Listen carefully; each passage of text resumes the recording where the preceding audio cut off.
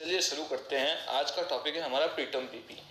Preterm baby को अपन pre mature baby भी कहते हैं, मतलब कि वो 37 वीक बिफोर बर्थ हो जाता है गेस्टेशन से पहले। जो नॉर्मल पीरियड होता है 37 वीक से 40 वीक होता है गेस्टेशन का, मतलब नॉर्मल बेबी बॉर्न होने का या टर्म बेबी बॉर्न होने का, तो ये उससे पहले बॉर्न हो जाता है तो अपन उसको कहते हैं प्रीटर्म बेबी या प्री मैच्योर बेबी। और प्रीटर्म बर्थ है एक लीडिंग कॉज है डेथ का चिल्ड्रन के अंदर, 5 साल तक के चिल्ड्रन के अंदर वर्ल्ड वाइड। फिर अपन इसको देखिए कैसे लिखते हैं। Preterm baby is also known as premature baby means a child born before 37 week of gestation. Preterm birth is the leading cause of death in children under the age of 5 worldwide. फिर आती है इसकी definition.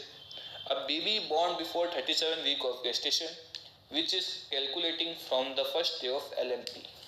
यहाँ पे LMP का मतलब है last menstrual period, मतलब प्री टर्म बेबी की जब भी डिलीवरी होगी वहाँ तक, और लास्ट स्टार्टिंग होगी जब फीमेल से हिस्ट्री ली जाएगी या उसकी मदर से हिस्ट्री ली जाएगी कि आपका मेंस्ट्रुअल कब था, और जब वो लास्ट मेंस्ट्रुअल था उसके फर्स्ट डे से उसको गिना जाएगा।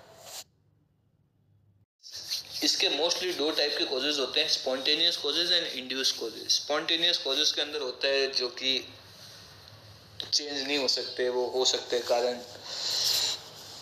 तो पहला स्पॉन्टेनियस कॉज है पुअर इकोनॉमिकल स्टेटस, उनकी आर्थिक स्थिति सही नहीं होगी। लो मैटरनल वेट, माता का वजन कम होगा। क्रोनिक इलनेस, माँ को कोई क्रोनिक इलनेस हो जैसे कि हार्ट और किडनी डिजीज हो गई, वायरल और बैक्टीरियल इन्फेक्शन हो गया। मैटरनल शॉर्ट स्टेचर, ये सबसे बड़ा लीडिंग कॉज होता है प्रीटर्म बेबी के लिए कि उसकी हाइट कम है।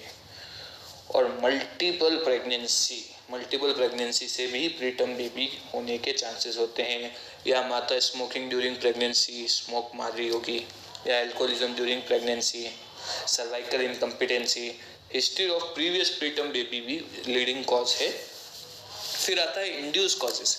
इंड्यूस कॉजेस के अंदर आ जाएगा मैटरनल डायबिटिक मेलाइटिस, माँ को डायबिटीज है, माँ को सीजर्स आई हो प्रेगनेंसी के दौरान, seizures during pregnancy. Fetal hypoxia, fetal को हाइपोक्सिया हो गया हो। फिर या तो प्लेसेंटल डिसफंक्शन या एबनॉर्मेलिटी हो गई हो। सीवियर रेसिस आइसो इम्यूनाइजेशन, ये भी एक बड़ा कॉज है। और मल्टीपल गेस्टेशन और मल्टीपल प्रेगनेंसी एक ही बात है, ये दोनों के अंदर अलग अलग वर्ड करके लिखा है ताकि ये बड़ा हो सके।